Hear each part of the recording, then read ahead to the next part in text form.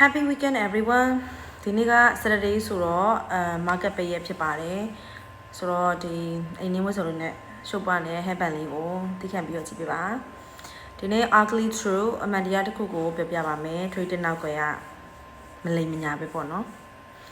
ဆိုတော့ trading နဲ့ရက်တီလို့ရလား trading ကတကယ်ကောပတ်စံရလားဖြစ်နိုင်လားဆိုတာကို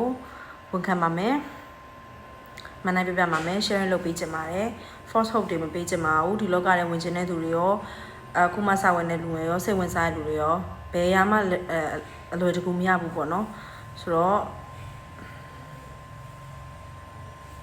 trading နဲ့စပြီးရက်တည်မယ်ဆိုလို့ရှိရင်တော့ခက်ခဲပါတယ် 80% 90% လောက်ကိုမဖြစ်နိုင်ဘူးလို့ပြောချင်ပါတယ်အိုးမဖြစ်နိုင်ဘူးဆိုလို့မရနိုင်ဘူးလို့တော့မထင်နဲ့ဖြစ်နိုင်ပါတယ်ဖြစ်နိုင်တော့ဖြစ်နိုင်တော့ရှုပ်သွားရဆိုရင်တော့ sorry ပါဒီမှာပြန်ပြီးရှင်းပြပေးပါမယ်ဘာလို့မဖြစ်နိုင်ဘူးပြောရလဲဆိုတော့ကိုပိုင်ဝင်မရှိဘူးကိုမစလေးလာမယ်ပထမဆုံးကိုပိုင်ဝင်လုံးဝမရှိဘူးဒီလောကတွေပတ်စံလိုချင်လို့ရောက်လာရဲဆိုရင်တော့ no ပါဖြစ်နိုင်ပါဘူးကိုမလည်းကိုပိုင်ဝင်လည်းရှိပြီးနောက်ထပ် income တစ်ခုလိုချင်တယ်ဆိုလို့ရှိရင်တော့ဖြစ်နိုင်ပါတယ်ဒါကြောင့်ဖြစ်နိုင်တယ်လို့ပြောတာပါအဲ့တော့အခုမှစမဲ့လူလည်းစိတ်တမကြအောင်business တခုရှိပြီးသားလူတွေလည်းအတွက်အဆင်ပြေအောင်ပညာဌာနကျမရဲ့ birthday month လေးကလည်းနီးလာပြီဖြစ်လို့ကိုယ်တိုင်ဖြတ်တန်းလာတဲ့အတွေ့အကြုံတွေရောကျမတက်ခဲ့တဲ့ course ရှိတယ်အဲ့ course ကတော့ rotating program လို့ခေါ်တယ်သူကတော့ပြင်သစ် millionaire trader Elliot Howard ရဲ့ course ပေါ့နော်ကျမ$1500 $1500နီးပါးလောက်ပေးခဲ့ရတယ်ဒါပေမဲ့အခုအဲ့ course ကိုကျမ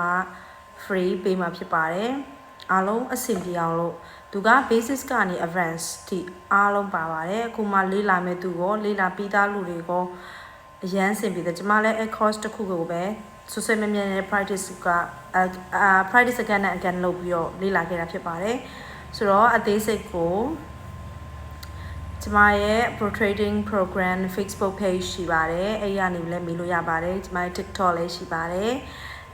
other platform တွေအများကြီးရှိပါတယ်အဲ့ရနေကျမကိုဆက်သွယ်လို့ရပါတယ်နောက်တစ်ခုက